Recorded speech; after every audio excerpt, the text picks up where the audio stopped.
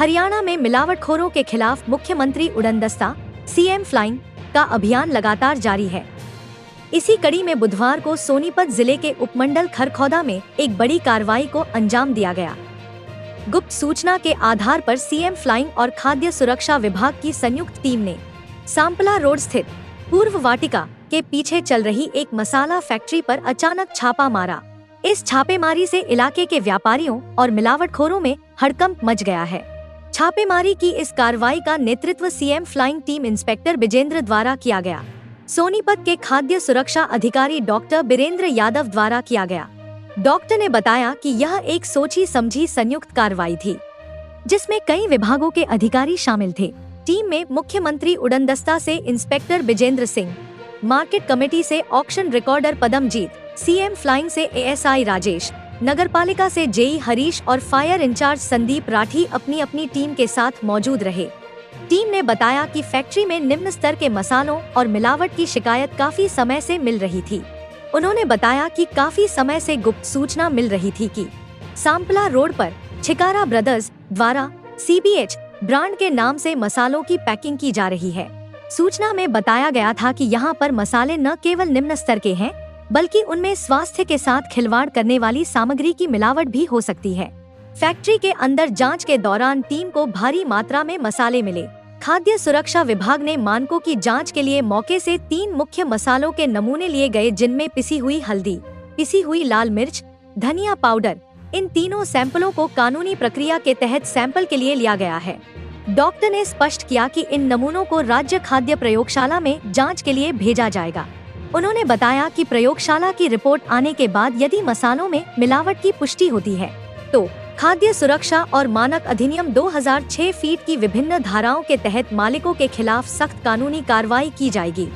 नियमों की धज्जियां उड़ाकर रिहायशी क्षेत्र में चल रही थी यूनिट। उन्होंने ये भी बताया कि जांच के दौरान यह भी सामने आया कि यह फैक्ट्री पिछले 3 से 4 वर्षों से इसी स्थान पर संचालित हो रही थी। हालांकि संचालकों के पास FSSAI का वैध लाइसेंस पाया गया, लेकिन अन्य विभागों की जांच में बड़ी खामियां मिली। नगरपालिका के जेई हरीश और उनकी टीम ने मौके पर पाया कि यह फैक्ट्री पूरी तरह से रिहायशी इलाके में स्थित है।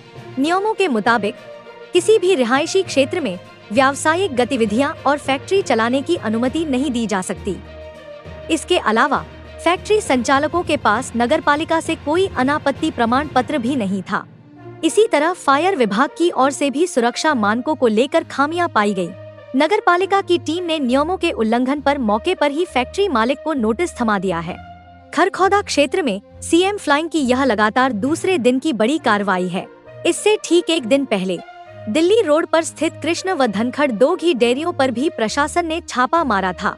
उस कार्रवाई के दौरान टीम ने करीब 4 क्विंटल संदिग्ध घी सीज किया था और उसके सैंपल भी लैब में भेजे गए थे।